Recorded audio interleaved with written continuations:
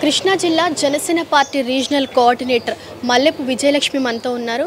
వారితో మాట్లాడి తెలుసుకుందాం ఈ నూతన సంవత్సరము జనసేన పార్టీ ఎట్లాంటి ప్రణాళికలతో ముందుకు వెళ్ళబోతుంది, ముఖ్యంగా పశ్చిమ నియోజకవర్గంలో ఏ విధంగా పార్టీ ప్రణాళికలతో ముందుకు వెళ్తుంది అని. మేడం, ముందుగా మీకు న్యూ ఇయర్ శుభాకాంక్షలు. మీకు కూడా జనసేన పార్టీ తరఫున నూతన సంవత్సర శుభాకాంక్షలు అండి. G9కి చెప్పండి. జనసేన పార్టీ ఈ నూతన సంవత్సరం ఎలాంటి ప్రణాళికలతో ముందుకు వెళ్ళబోతుంది?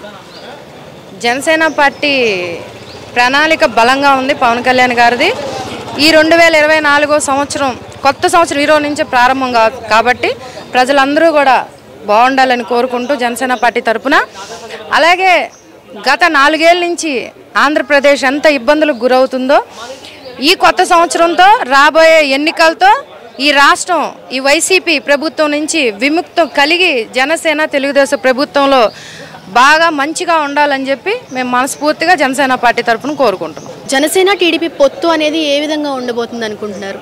అంటే ఇప్పటికి మీరు కలిశారు, ప్రజల నుంచి ఎట్లాంటి స్పందన వస్తుంది? అట్లానే టీడీపీ శ్రేణులంతా కూడా మీతో కలుస్తున్నారా?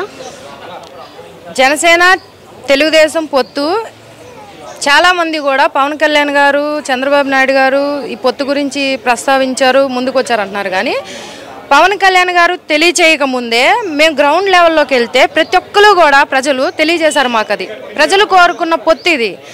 పవన్ కళ్యాణ్ గారు తెలుగుదేశం పొత్తు పెట్టుకుంటే బాగుంటుంది, ఈసారి వ్యతిరేక ఓటు చీలదు, కలిసిగా ఉంటే కనుక ఈసారి ఈ ప్రభుత్వం స్థాపిస్తే మనకు మంచి జరిగిద్ది, వీళ్ళిద్దరూ విడివిడిగా పోటీ చేస్తే మళ్ళీ జగన్మోహన్ రెడ్డి వచ్చేస్తాడు, మేము ఇంకా నాశనం అయిపోతాం, మళ్ళీ వైసీపీ ప్రభుత్వం వస్తే మాకు వద్దు, ఈసారి ఇద్దరు పొత్తు పెట్టుకుంటే బాగుంటుందని చెప్పి ప్రజలే మాకు చాలామంది కూడా మేము గ్రౌండ్ లెవెల్ వర్క్ చేయడానికి వెళ్తుంటే ప్రతి ఒక్కరితో మాట్లాడుతుంటే ప్రజలు తెలియజేశారు. ఇంటింటికి వెళ్తే ఇది ప్రజలు కోరుకున్న పొత్తు, ప్రజలే దీన్ని ముందుకు బలంగా తీసుకెళ్తారని చెప్పి నేను తెలియజేస్తున్నాను.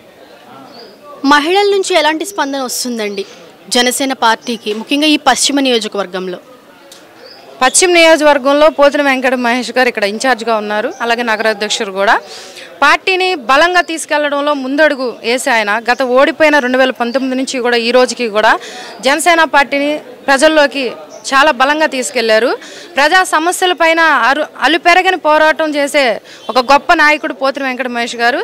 ఆ నాయకత్వంలో ఈ రోజు కూడా ప్రతి ఒక్కరు కూడా జనసేన పార్టీ అందుబాటులో ఉంది. అలాగే మహిళలకి ఏ సమస్య ఉన్నా ముందుండి పరిష్కరించే ఒక నాయకుడు. మహిళలకి క్రిస్మస్ కానుక కానీ, ఒక మహిళా మైనార్టీలకి ఒక తోఫా కానుక కానీ, ఇలా మహిళలందరికీ కూడా ఆయన అండగా నిలబడ్డారు.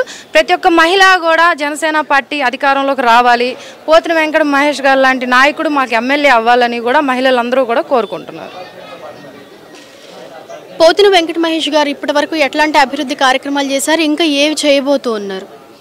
పోతిన వెంకట మహేష్ గారికి అధికారం లేనప్పటికీ కూడా, ఓడిపోయినప్పటికీ కూడా ఆయన చాలా సమస్యలు పరిష్కరించారు, సమస్యల మీద పోరాడారు. ఏ ఒక్క సమస్య ఆయన దృష్టికి వచ్చినా సరే ఆ సమస్యని పోరాటం చేసి పరిష్కరించే దిశగానే ముందుకెళ్ళాడు.